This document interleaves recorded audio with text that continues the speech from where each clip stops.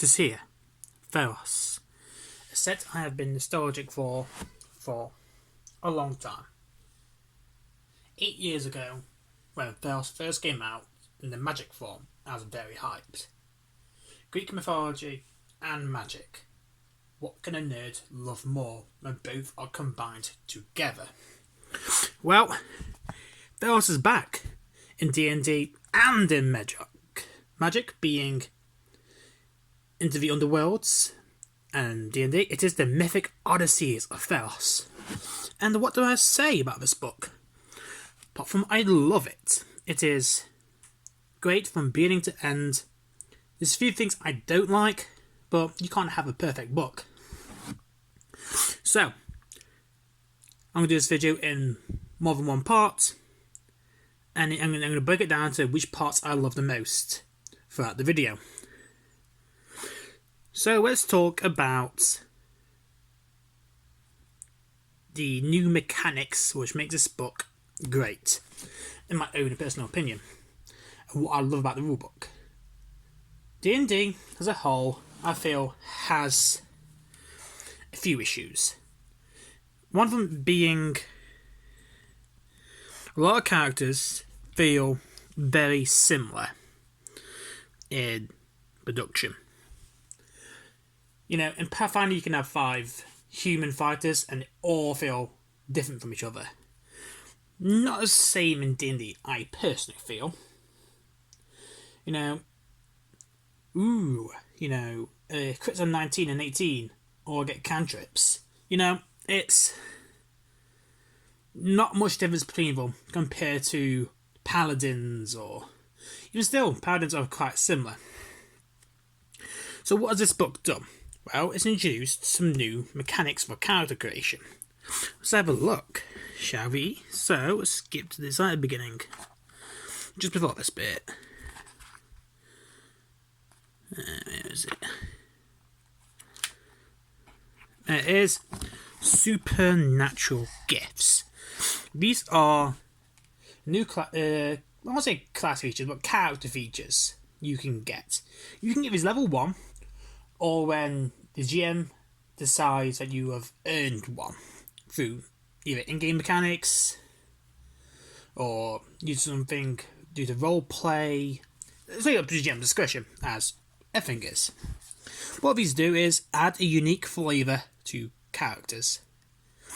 For one, you could be of a heroic destiny. For one, you have your destiny here, a nice wonderful D6 chart. I'm destined the most skilled or practitioner craft or trade. You know, that is a destiny.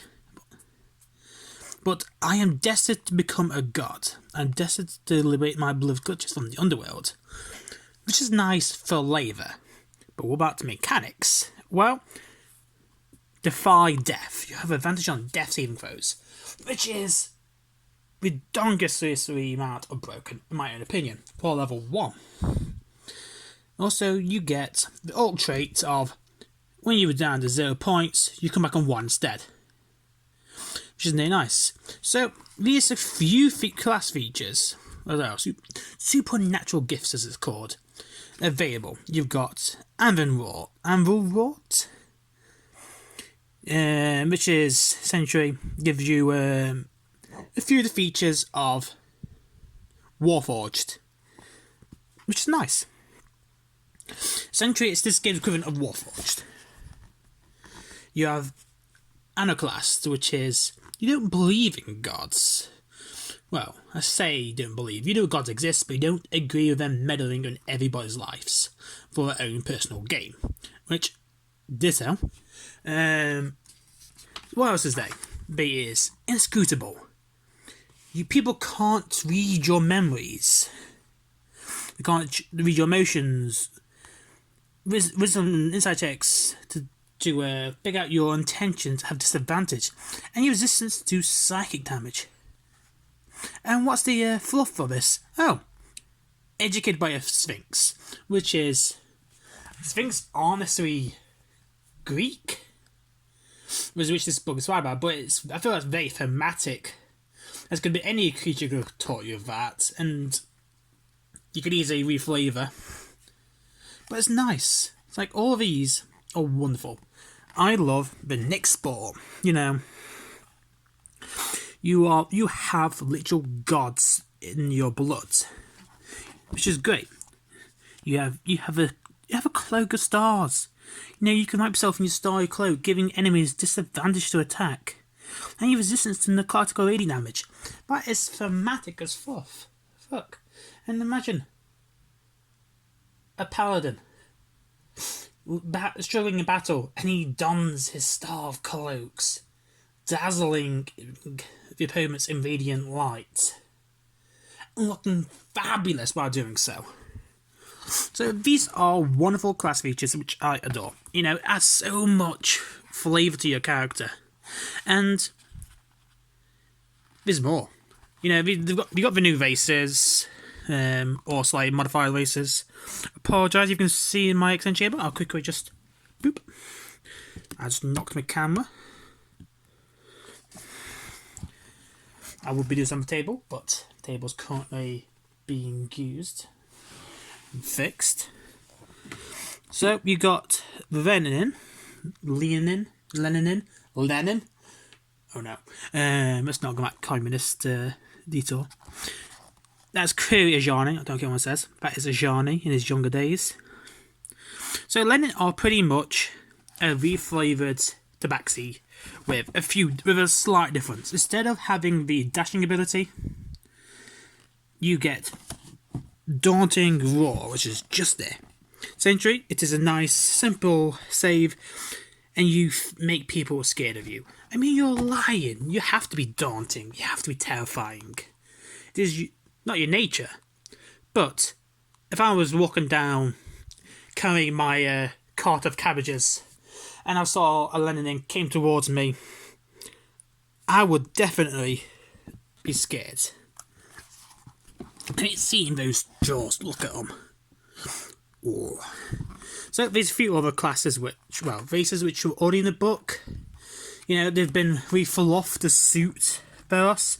You got your Minotaur, and you got the most fabulous ever Triton you'll ever see. Oh, and you got Satyrs. Satyrs are back. And they got cute little hands. Look at them. Look how happy she is.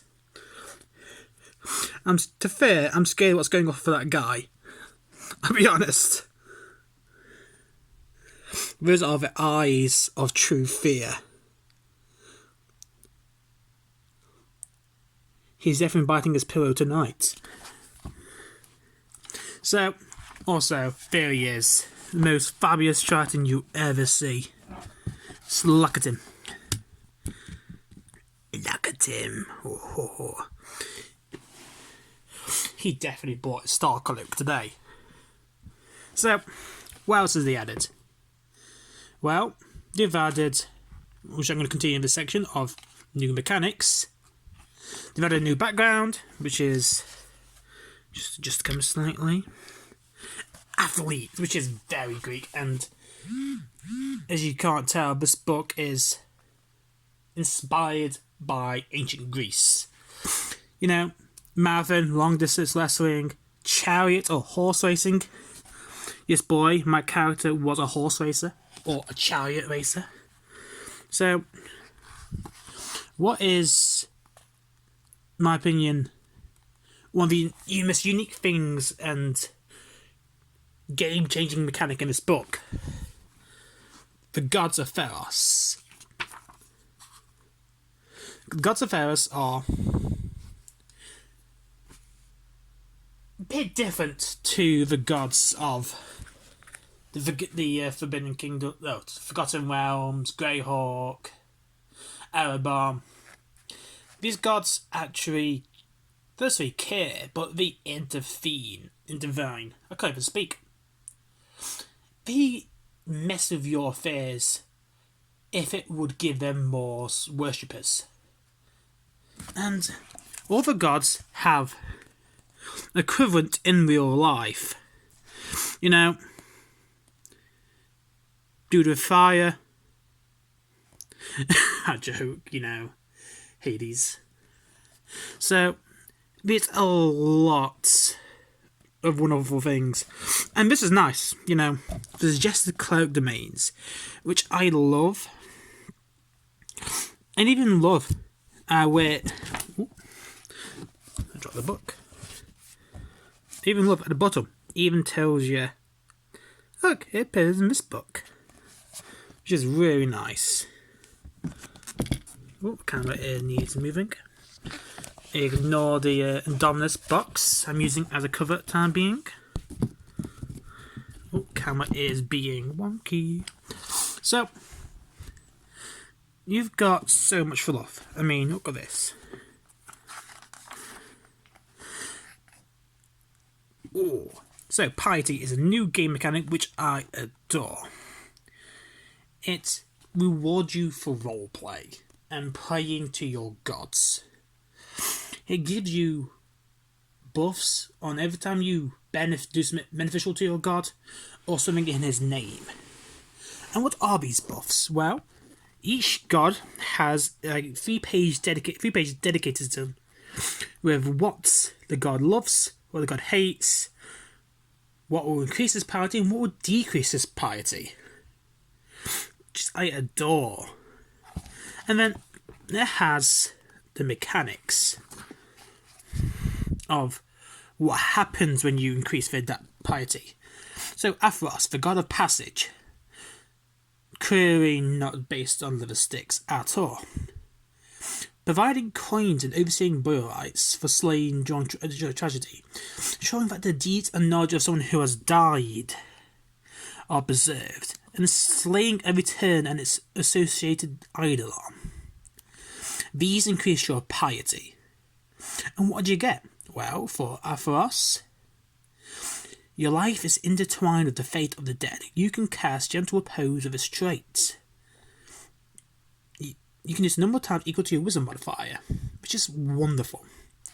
10 piety. You can speak with the dead, which is great. It's so thematic, and I love the feel this is giving to characters. So if I want to play a necromancer or a death cleric, I can easily choose this as my background feat, as what I worship, and it gives me thematical abilities which I wouldn't got otherwise.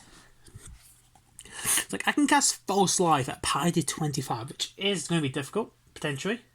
I don't know yet. I still need to run this. And you get Champion of the Passage. You are literally the highest tier of devout worshipper. The point where you actually get a stat buff of 2. And you can increase your maximum fat score as well. So you can have 22 wisdom or intelligence, which I adore. So all of these gods have pages. Nyla, the god of the hunts. Thassa, the god of the sea. It's just great. So that is the new mechanics being introduced. So what else has been introduced? Well, if we go back, you have, in my opinion, one of the most thematic paladins, the Oath of Glory. This is essentially a stereotypical Greek or Athens warrior. It's a whole ability to scream out Greece, in my opinion. Like, bonus action, you become an athlete. Advantage on athletes, strength checks, dexterity checks, you can carry plus drag twice as little as your normal. And the distance to your long high jump increased by 10, which is great. But Inspiring Smite, your epicness and glory inspires people to do better by healing them when you smite. How thematic is that? You are a great Greek warrior. So the other abilities are great, you know. Increase people's speed, you know, that's not the best aura. But potential having a 45 movement with a feat, push up to 55 feet, a powder should not be moving that fast without dashing, and it's great. So what else do you get? You get Glorious Defense. You can simply tree out, use your action to counter attacks. It's great. I just love it. Sorry, I missaid that. When you are another creature you can see of 10 feet is hit by an attack roll, you can direction to grant a bonus to target's AC. Potentially because it's a miss. If attack misses, you can make one attack. It's like, that's great. Dodge this, dodge this. You filthy casual kind of vibes, and I know I messed that up. I really am sorry for messing that meme up. Living Legend. You become a hero. Literally. You're blessed with otherworld presences. You gain magic or charisma checks. On each turn, you can just ignore a miss, which is great against high AC monsters. Especially ones that pose disadvantage against you. It's great. And we have this flamboyant, beautiful bard. The bard! The College of Excellence, where you need to be excellent. I'm not too sure if that's the right phrasing. So, excellence, well, you just... It's all about the talking. You know, Silver Tongue,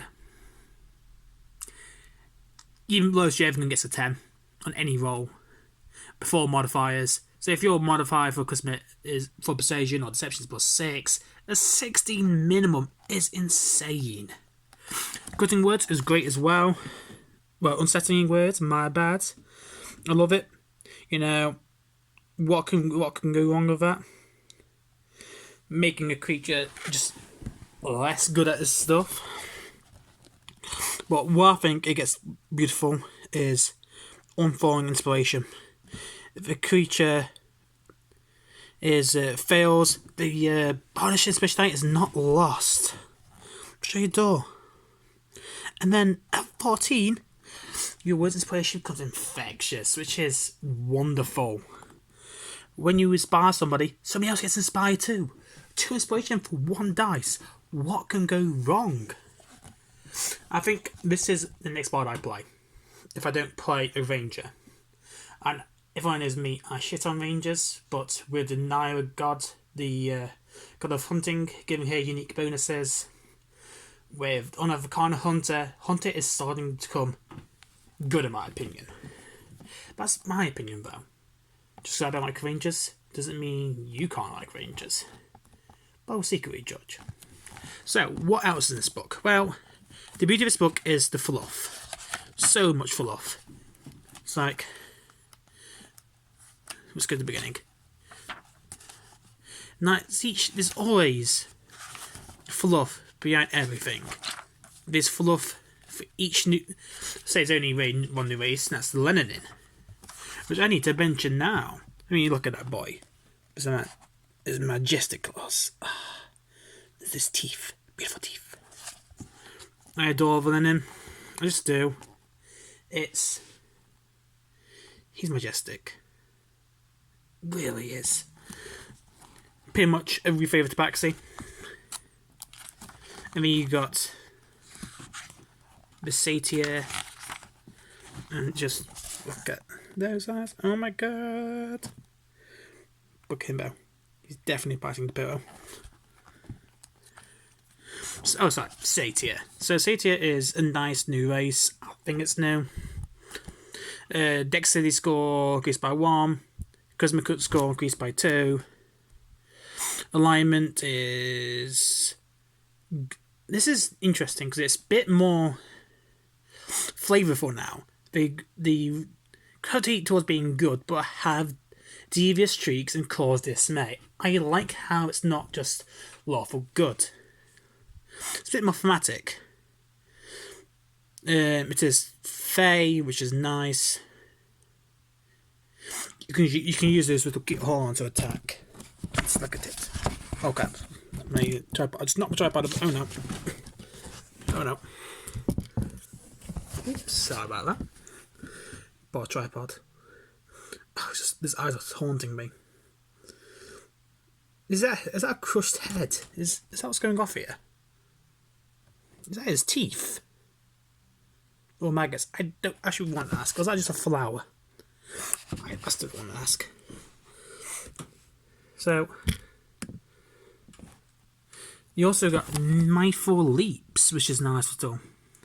Roll D8 and you can add another roll to the number of feet you can cover, even making a standing jump. Which is nice, it's not 100% useful. In my campaigns, I never worry about jumping distance, but it's nice to have. So what else is great about this book? The world building. So, let's skip past the gods, which sounds contradictory. I'm about to speak about gods again in a second. I'm just where is it? So, let's start off with. Where is it? Let's guess we get to it. The realms of gods and mortals. So it explains and talks about the mortal realms where the humans live. And it talks about the cities. And there's a lot of information about the cities. Each one with more countless fluff. Everywhere you could think go in the world of Theros is covered. But I wonder if you noticed something which annoyed me. So they talk about all these places. The realms of the gods. The different parts of the realms of God. Did you miss something? Did you see something which wasn't there? There was no actual maps of these cities. Which yes, I know. It's more printing space. But it's nice to have an actual physical map of where everything is in the cities. I mean, we've got a wonderful map of the world.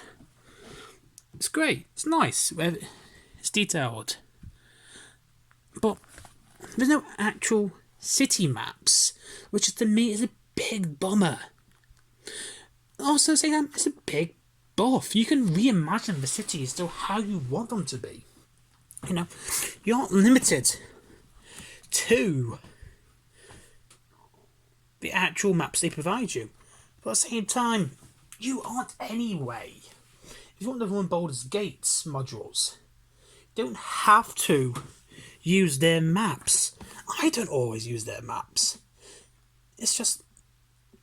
Okay, let's go on. I'll show you why this annoys me. If you go into the end of the book... Oh, that's monsters. Not that far. The section of gods. Maps. Each god has a map of where how the areas of worship are like. So why can't he do that with the cities? Yes, I know it's printing space, but I felt personally they could have done so much there. Wonderful Greek style drawn maps. And don't get me wrong, this is a nice map. I like it. I really like it. But it's the only downside to the book for me. And what really makes it a downside is how much work they put in other places. Like the gods. When the gods in the world of Theros are more like politicians. They all have connections and politics between each other god. And this book even explains it. Right, I'll show you. For one, you got the omens of all the gods. It basically shows you how much depth to put into it. That you have an omen table to roll for when gods show up. You can have a particular omen show, which is wonderful. And you have ordeals, different buffs and miracles, blessings you can get from the gods. And then you've got different unique quests from the gods. The gods' villains, or potential villains of pop up in quests. For example, Theros, the god of passage. A mercenary accuses the community of harbouring return and threatens to claim their leader's life to restore balance. That's very thematic. And then you've got unique monsters based on Theros. Then you've got Theros' divine schemes. It's like, why put this effort in when you're missing effort in other places? Don't worry, I am not saying the book's bad. I feel like you could have done more in other places. And I'm still loving the book. It even mentions the places which gods dislike other gods. And I adore that. It's so fluffy. And, like I said, it shows off the layers of the gods. Like, this guy's god is God's layers and place where you can worship it is a graveyard. I know, edgelords must edge, but this is great. It's just, I feel they could have done more in other places. I mean, they've done a lot. I feel like this is one of my favourite setting books, creating unique monsters based off magic. Oh, the Bond Sable, I missed you so much. And they've then also gone and made unique artifacts based off the enchantment cards and artifact cards from magic, which I adore. It just adds just a nice layer of thematics and fluff. And this bit section here giving fluff to context of Theros and how they'll be used. And look at this, these unique thematic weapons based on actual gods, and I adore this. It's like, also that card was beautiful in Magic. Just gonna say that, I adore that bow. And I adore it as an artifact in this. I mean, they all have you can destroy all these weapons, but they are such unique and fluffy. Like, to destroy this bow, you have to do a list of feats to even destroy. You have to destroy each unique arrow separately at unique times, so you can even destroy the bow. You can do a quest around that of just destroying magical artifacts, and I love this. And I will be running this as a book. It is potentially one of my favourite settings books yet. I feel the work they put into it, the back building, the world building, I adore. I really do. And so much fun can we have this book. My only peeve in the whole book is the lack of city maps. I know I could make them myself, and that's not the point I'm making here. It would be so nice if we could have them. And I don't want to be ranting about that again. But it's the only negatives I can think of. I mean, look at this beautiful artwork. All gathered from Theros magic cards with massive Greek inspiration. For anyone who loves Greek mythology, ancient Greeks, and even was read any of Homer's work, I think you'd appreciate this book at heart. The work they put into it. I mean, I don't want to say too much about all the fluff, because it's a pleasure to read. I really enjoyed it. You know, I'm still rereading it now, so I can actually start writing a campaign.